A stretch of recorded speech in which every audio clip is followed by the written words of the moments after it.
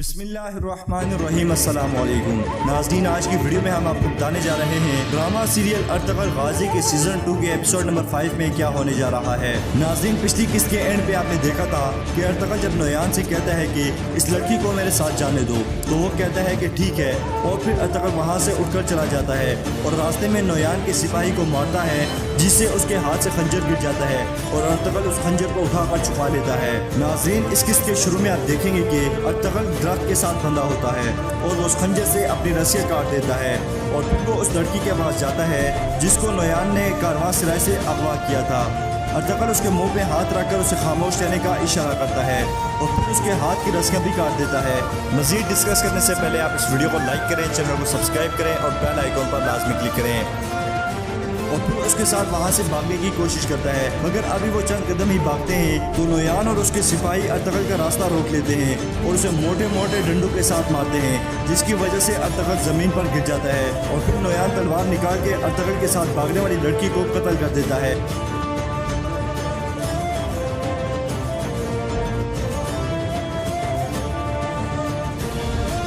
یہ دیکھ کر ارطغرل نویان پہ حملہ کرنے کے لیے اٹھتا ہے، مگر منگول سپاہی اس کو پکڑ لیتے ہیں اور نویان ارطغرل کو کہتا ہے کہ تم ابھی بھی مقابلہ کرنا چاہتے ہو، چلو دیکھتے ہیں کہ تم میں کتنا حوصلہ ہے، اور پھر وہ ارطغرل کی ٹانگ میں ایک خنجر مارتا ہے اور کہتا ہے کہ ارطغرل جشن منانا چاہتا ہے، چلو ہلا گلا کرتے ہیں۔ اس کے بعد وہ بہت سے منگول سپاہی وہاں جمع ہو جاتے ہیں اور ایک رسی لے کر آتے ہیں اور اس کے ایک طرف سے ارطغرل کا ہاتھ باندھ دیتے ہیں اور اس رسی کی دوسری طرف نویان کے ایک سپاہی کو باندھ دیتے ہیں اور پھر ان دونوں کی لڑائی کرواتے ہیں۔ اسی دوران وہاں موجود کرابیک نامی شخص جو کہ مسلمان ہے اور غدار ہے، وہ نویان سے کہتا ہے کہ تم نے غلط آدمی کا انتخاب کیا ہے، اس طرح تو تم کبھی بھی ارطغرل کو قائل نہیں کر سکو گے، اس کھیل کو فوراً ختم کرو۔ اسی دوران ارطغرل جب اس منگول سپاہی کو بہت مار رہا ہوتا ہے تو وہاں کھڑے نویان کا نائب کماندار تنگبوت ارطغرل کو پیچھے سے ایک موٹی لکڑی کے ساتھ مارتا ہے، جس سے ارطغرل گر جاتا ہے اور گرتے ہوئے وہاں سے ایک چھوٹا سا خنجر اٹھا کر چھپا لیتا ہے اور اس کے بعد منگول سپاہی ارطغرل کو درخت کے ساتھ باندھ دیتے ہیں۔ ناظرین، اس کے بعد آپ دیکھیں کہ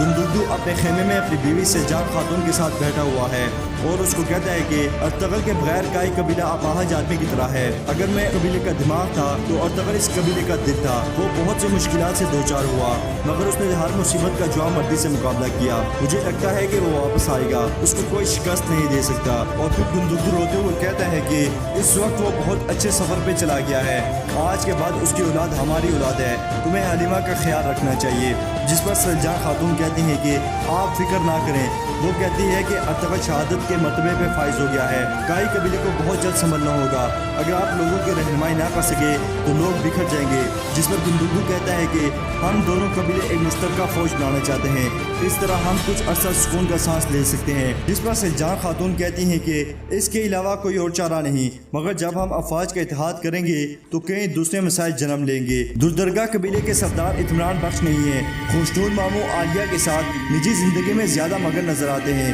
عالیہ آہستہ آہستہ سرداری خیمے پہ قابض ہو رہی ہے، اگر اسے تیمور سے تعلقات مضبوط بنا لیے وہ تیمور کو اپنا فرمانبردار بنا لے گی۔ اس پر گندگدو کہتا ہے کہ میں حیران ہوں کہ اس غم کی گھڑی میں بھی تم نے یہ سب کیسے جانچ لیا۔ جس پر سجاد خاتون کہتی ہیں کہ میں صرف آپ کو خبردار کر رہی تھی، یہ اتحاد بنانے سے پہلے ان لوگوں کو اچھی طرح جاننا ضروری ہے تاکہ جب یہ اتحاد توڑنے کا وقت آئے تو وہ آپ کے دشمن نہ بن جائے۔ ناظرین، اس کے بعد آپ دیکھیں گے کہ ارطغرل ایک درخت کے ساتھ بندھا ہوا ہے اور منگول سپاہی اس کے پاس کھڑے ہیں۔ اسی دوران ارطغرل کی آنکھ لگ جاتی ہے تو وہ خواب میں شیخ ابن العربی کو دیکھتا ہے، وہ ارطغرل کو کہتے ہیں کہ ضروری نہیں جیت بڑے اور طاقتور کی ہو، بلکہ جیت اس کی ہوگی جس کے ساتھ اللہ ہوگا۔ اس کے بعد ارطغرل کی آنکھ کھل جاتی ہے اور وہ خوش ہو جاتا ہے۔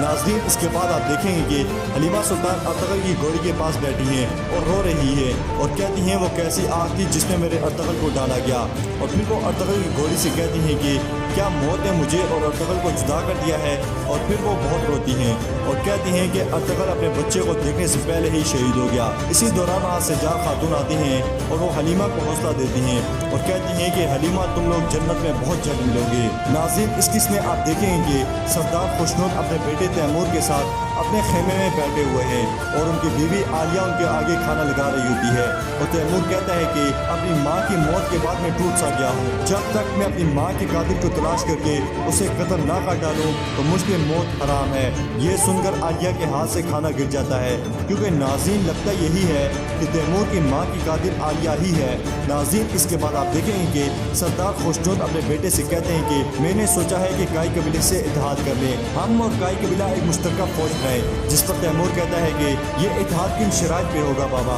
जिस पर सरदार खुशनुद कहते हैं कि सिपाहियों की जिम्मेदारी काई कबीले वालों के पास होगी जबकि बाकी मामलात हम लोग देखेंगे। ये सुनकर आलिया कहती है कि एक बात लिखें, जो कबीला जांबाजों की निगरानी करेगा वो हमेशा ऊपर रहेगा। ये सुनकर तैमूर कहता है कि आप क्या कहना चाहती हैं? वो कहती है कि मैं ये कहना चाहती हूँ कि जांबाजों की क़यादत तुम्हें करनी चाहिए ताकि अगर दोनों कबीलों के दरमियान कोई बदअमनी हो जाए तो तुम्हें कोई मुश्किल ना हो। नाज़रीन इस किस्म में आप सबसे ज़्यादा तकलीफदेह चीज़ जो देखेंगे, नोयान अपने सिपाहियों और गद्दार क्राबैक के साथ अर्तगल के पास आता है और अपने नायब कमांडर तंगूद को इशारा करता है और फिर तंगूद अर्तगल का हाथ दरख्त के साथ रखकर उसमें कील ठोंकता है जिसकी वजह से अर्तगल को बहुत दर्द होता है।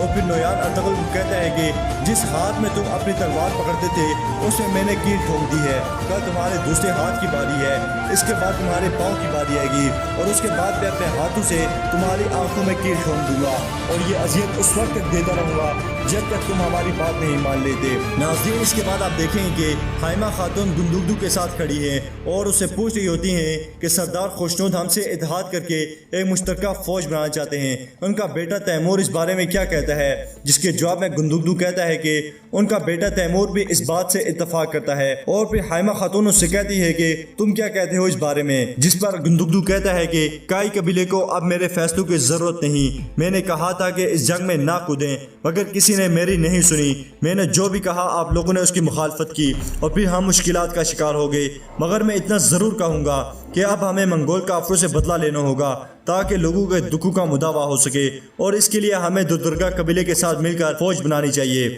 नाज़रीन इसके बाद आप देखेंगे अर्तगल मंगोलों के पड़ाव में बंधा हुआ है और वो एक मरतबा फिर अपने हाथ की रस्सियां काटने की कोशिश कर रहा है और गद्दार क्राबैक नोयान से कह रहा है कि सर्दियां आने से पहले तुम्हें इन तुर्कों को ख़त्म करना होगा क्योंकि सुल्तान अलाउद्दीन उनको जंग के लिए इकट्ठा करेगा और वो तुम्हें शिकस्त दे देगा। ये सुनकर नोयान कहता है कि तुम फिक्र ना करो, ये उनकी सख्त तरीन सर्दियाँ होंगी, मैं उनको सुकून से रहने नहीं दूंगा। और फिर क्राबैक से कहता है कि तुम मुझे सादुद्दीन कोपेक के साथ कब मिलाओगे। जिस पर क्राबैक कहता है कि ये तुम्हारी सखावत पर मुनहसिर है और फिर नोयान उसके आगे सोने से भरा हुआ संदूक रखता है